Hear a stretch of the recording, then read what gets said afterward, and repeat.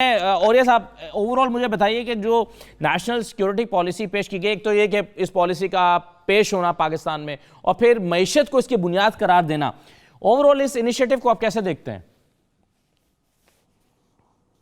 دیکھیں، پہلی بات تو یہ ہے کہ پاکستان کا جو اکنامک کرائسس ہے وہ ایک ٹاک شو کے حل ہونے والی چیز نہیں ہے۔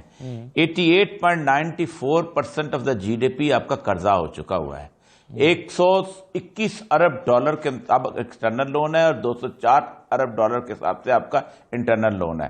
پچھلے سال آپ نے 4766 ارب روپے کے ریونیو اکٹھا کیا، اس میں سے 2741 ارب روپیہ آپ نے صوبوں کو دے دیا، پیچھے بچے 2023، ٹھیک ہے، اور اس میں آپ نے نان ٹیکسیبل میں 1480 اور جرم کر لیے، یہ بچے 3503۔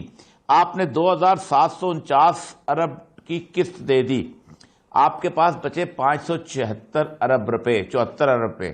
آپ نے اس میں سے فوج چلانی ہے، آپ نے اس میں دنیا بھر کے سفارت خانے چلانے ہیں، آپ نے اس میں سے پی آئی اے چلانی ہے، سارے ایئرپورٹ چلانے ہیں، آپ نے اس میں رینجرز، کسٹم، یا فیڈرل گورنمنٹ کی بات کر رہا ہوں، پروونشل گورنمنٹ کی بات نہیں کر رہا ہوں۔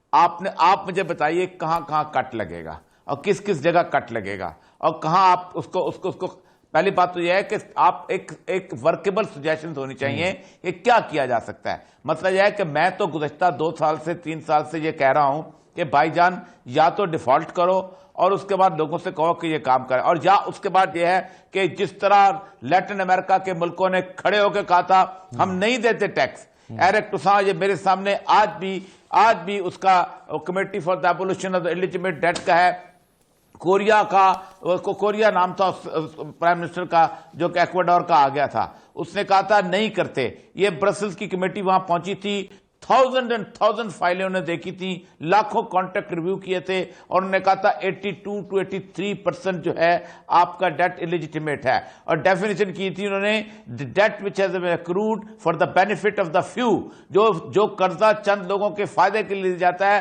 وہ الیجیٹیمیٹ ہے۔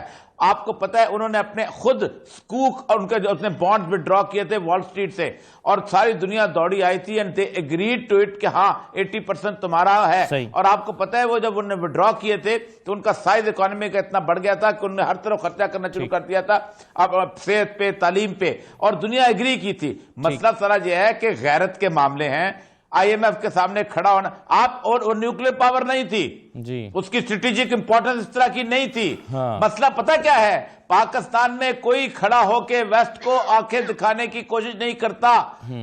4 ملک ہیں جنہوں نے یہ انکار کیا ہے، ٹھیک ہے، 70 کے قریب ملک ہیں جنہوں نے ڈیفالٹ۔ مسئلہ یہ ہے کہ آپ کو ایک سٹیپ لے، آپ مجھے بتائیے جو اس وقت آپ مجھے بتائیے 754 ارب روپے کے اندر آپ مجھے بتائیے ایک چھوٹی سی بیوروکریسی فیڈرل گورنمنٹ کی، ٹھیک ہے، اس کو ختم کر دیجئے، چلو ختم کر دیا، اب وہ تو بہت زیادہ ختم ہو ہی چکی ہوئی ہے، ٹھیک، باقی وزیروں کی تنخواہیں بھی روک لو، کتنا بچا لیں گے کم کرنے کے حوالے سے 15 ارب 20 ارب جی صحیح ہے۔ اور یہ صاحب تیسرا سوال جو ہے وہ میں آپ کے سامنے رکھ دیتا ہوں۔ اب سچویشن یہ ہے کہ شہباز شریف صاحب اور حمزہ جو ہیں وہ عبوری ضمانت پر چلے آ رہے تھے بینکنگ کوڈ سے، اور 3 مہینے پہلے یہ موقف اختیار کیا ایف آئی اے نے کہ جی یہ غلط کوڈ سے ضمانت لیے چلے آ رہے ہیں، ان کا اس کوڈ سے کوئی تعلق ہی نہیں بنتا۔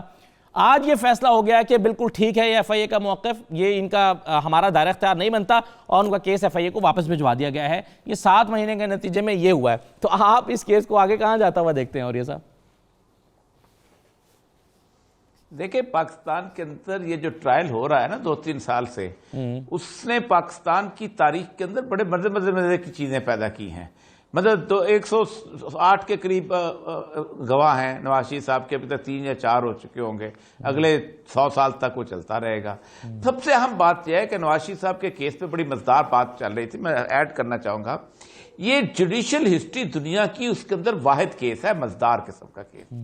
اس میں ایک عدالت، یعنی جو انٹرنیشنل کنونشن ہے نا قیدیوں کا، وہ یہ کہتا ہے کہ قیدی کو بہترین ٹریٹمنٹ دینی چاہیے، لیکن جیل کے اندر یا ایسے انسٹیٹیوشن کا تو آپ کرامویل اٹھا کے وہاں لے جاؤ، لیکن بندہ کرامویل نہیں جا سکتا۔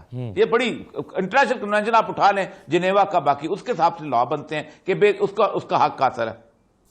ایک عدالت پاکستان کی ایک آدمی کو، کنوکٹڈ کرمنل کو، آپ بھیج دیا کہاں پر؟ باہر، وہاں جہاں اس کی کوئی جورسڈکشن نہیں، جہاں اس کا نوٹس سرو نہیں ہو سکتا، جہاں وہ کسی کا وارنٹ نہیں نکال سکتی، جی کوئی تعلق ہی نہیں ہے. پھر ایک ایسے آدمی کو ضمانت دیتی ہے کہ جو ٹھیک ہے تو مان لیا صاحب عزت آدمی ہے, چیف منسٹر ہیں, وہ ضمانت لیتا ہے. اگر وہ جا کے کہے کہ میں آپ کو واپس لینا چاہتا ہوں اور نواز شریف صاححب کہیں کہ مجھے اغوا کیا جا رہا ہے, تو اس پہ تو اغوا کا مقدمہ لگ جاتا ہے, کیونکہ وہ تو انڈیپینڈنٹلی ایک ویزے کے تحت وہاں پہ کیا ہوا ہے. تو پاکستان نہ ایکسٹریڈیشن ٹریٹی ہے نہ کچھ اور چیز ہے. ایک بات طے ہے کہ جو دونوں پارٹیاں بیٹھی ہوئی نا, ایک کہتی تھی کہ نواز شریف یہ ہے, چور ہے, فلاں ہے جی ٹھیک ہے, اور دوسری کہتی تھی کہ یہ ہمارے پر سیاسی کیس بناتے ہیں. ایک مجرم بنتا ہے, دوسرا ان سے فیسلٹیز دیتا ہے. فیسلٹیز انہوں نے اسی سے لی, کسی اور سے نہیں لی. پاکستان کے اندر کوئی 15 دن کے لیے کوئی عمران خان کے جگہ کوئی اور آ کے بیٹھ گیا تھا کہ جس نے وہ میڈیکل بورڈ بنا دیا اور یہ کر دیا, اور یاسمین راشد کی جگہ کوئی کسی اور کو لگا دیا. سارا کچھ انہی سے لیا, انہی سے لے کے باہر گئے. وہ اس کو کچھ کہہ رہا ہے, ایک تو یہ جوڈیشل ہسٹری کے اندر. دوسرا یہ ہے کہ نواز شریف صاحب کو کوئی نہیں لا سکتا, سمپل سی بات ہے. آپ نے جس طریقے سے بھیجا ہے, ان کی خود سویٹ ول ہوگی تو آ جائیں گے, ظاہر بات ہے.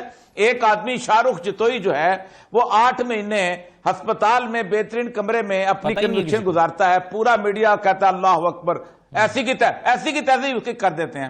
ایک آدمی اپنے گھر میں گزار رہا ہے. پاکستان کا قانون بڑا مزدار ہے, جی شاندار قانون ہے. بالکل ٹھیک ہے. اچھا مجھے زرتاج گل صاحب یہ بتا دیجئے, آپ نور عالم صاحب کی باتیں سنیں یا آپ پرویز خٹک صاحب کی باتیں سنیں, ایسا لگتا ہے کہ اگلا الیکشن جو ہے, یا آپ یہ الیکشن کو دیکھ لیں.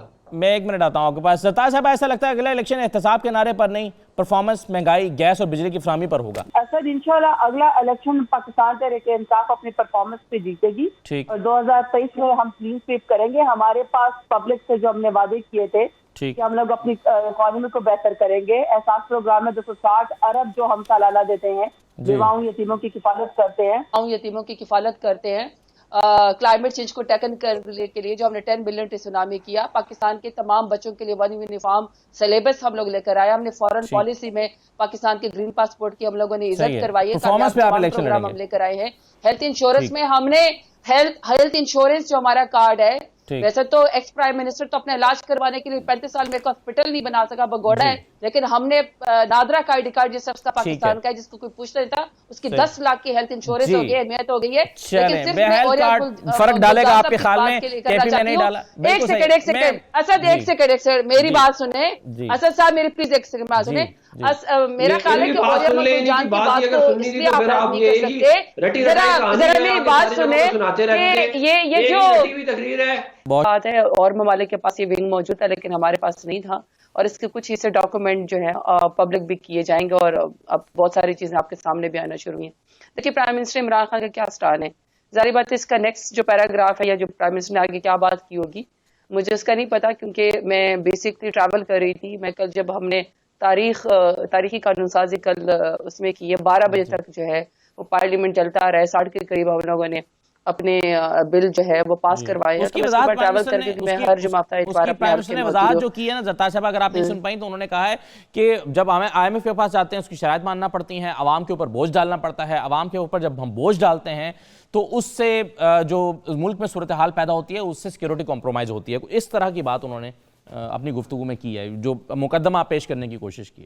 میں اصل یہی بات کرنے والی تھی کہ بیسیکلی جو پورا ان کا جو ایک سٹانس ہے, اگر آپ ان کے 23 سال کی جدوجہد دیکھیں, اگر آپ ان کی پوری گورنمنٹ دیکھیں, ان کی پالیسی دیکھیں, جس طرح وہ پرائم منسٹر عمران خان جس طرح حکومت کو لیڈ کرتے ہیں, جس طرح پاکستان کو لیڈ کرتے ہیں, پاکستان کی سورینٹی کو لیڈ کرتے ہیں, ایبسولوٹ وہ اسی لیے کہتے ہیں کہ دیکھیں جب آپ نے 12 دفعہ یہ جو پچھلی حکومتیں ہیں وہ IMF کے پاس گئی ہیں, مجھے نہیں پتا کہ اس وقت کیسے حالات تھے, لیکن یہ کہ ہمیں یہ ضرور پتا ہے کہ جب یہ IMF کے پاس گئے تھے پچھلی حکومتیں, تو بار بار جو ہمارے آنسو بیچ کے اس قوم کے جو قرضے لیے گئے, وہ قرضے پاکستان کے آنے والی نسلوں نے ادا کرنے, اور قوم کے جتنے بھی اثاثے تھے, چاہے وہ ہماری موٹر ویز تھیں, چاہے وہ ہماری اسٹیٹ کی کوئی نشانیاں تھیں جس میں ریڈیو پاکستان تھا, یا روڈ تھی, یا کتنی بھی ہماری جو اسٹیٹ کی علامت تھی, ان سب کو گروی رکھ کے انفارچونیٹلی یہ نہیں کیا گیا کہ وہ عوام کے لیے کوئی فلاح و بہبود کے لیے خرچ کیے گئے. بیسکلی اسے دبئی کے ٹاور بن گئے, مے فیئر کے فلیٹس بن گئے, منی لانڈرنگ کی گئی, وہ پیسہ ڈرین کر کے اپنے آپ کو امیر کیا گیا. پاکستان کے عوام کے لیے تو کچھ بھی نہیں کیا گیا, اور بدلے میں پاکستان قرضوں کے اوپر بھی آگے سود دے رہا ہے. اب اس طرح کی کولیپس اکانومی جو ہمیں ملک کے اندر ملی ہے, اس میں بہت ساری باتوں کو دیکھنا پڑتا ہے. جہاں تک IMF کی بات ہے یا کسی بھی ادارے کی بات ہے, ایک گھر کی بھی مثال ہے, اگر آپ کو کوئی قرض دیتا ہے, وہ قرض آپ کو اس لیے تو نہیں دیتا کہ وہ اللہ کی طرف سے یا وہ کہہ رہے کہ جی یہ کوئی خیر ہے آپ نے اور یہ معاف ہو گیا. جو کوئی بھی مانیٹرنگ فنڈ ہوگا یا کوئی بھی ادارہ ہوگا جو آپ کو پیسے دے گا, وہ کہے گا کہ آپ نے مجھے وہ واپس کرنا ہے. وہ واپس آپ کیسے کرتے ہیں, وہ ظاہری بات ہے عوام کے اوپر ٹیکس کا بوجھ ڈال کے کرتے ہیں, جس میں ہم کوشش کرتے ہیں پرائم منسٹر عمران خان کہ کسی طریقے سے عوام کو بچایا جائے. 700 ارب کے قریب کہا گیا تھا کہ ٹیکس ڈالنے ہیں, لیکن اس طرح نیگوشیٹ کیا گیا کیونکہ پلیٹ میں آپ کے پاس کچھ بھی نہیں. اس کے باوجود بھی ہمارے اکانومی جو ٹیم تھی اس نے زبردست جا کے فائٹ کی, اپنا مقدمہ لڑا, اور یہ کوئی 360 کے قریب جو ہے وہ ٹیکسز لے کر آئے جو کہ ایڈجسٹیبل ہیں اور ریفنڈیبل بھی ہیں.